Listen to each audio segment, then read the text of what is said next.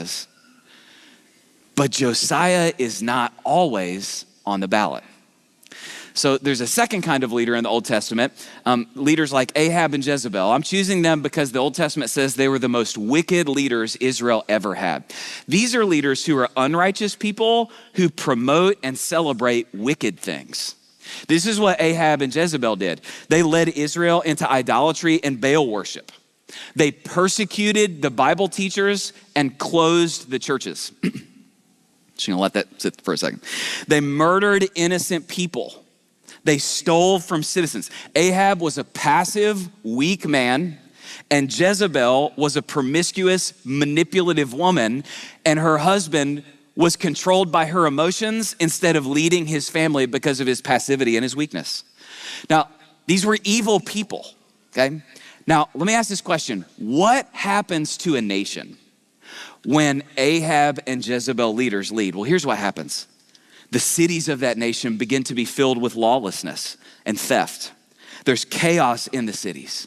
Entire months in that nation's calendar that begin to celebrate perversion. That same perversion begins to get taught to the children of that nation in sex ed classes. 9-month-old babies are murdered in the womb.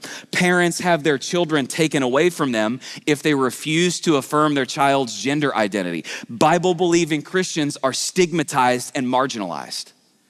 Terrible things happen when Ahab and Jezebel leaders lead. Now, a lot of Christians, what they do is because they're just a little naive. They think these are the only two types of leaders there are, but in the Old Testament, there's a third type of leader.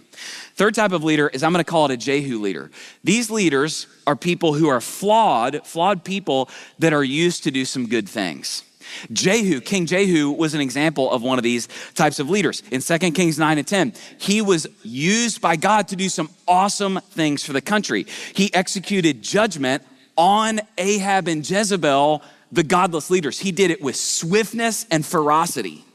Some Bible scholars would say this was a guy that was anointed but not saved. I actually find this really, really awesome. He destroyed all the altars of Baal and turned them into toilets. I think that's awesome. That's just a really cool thing he did.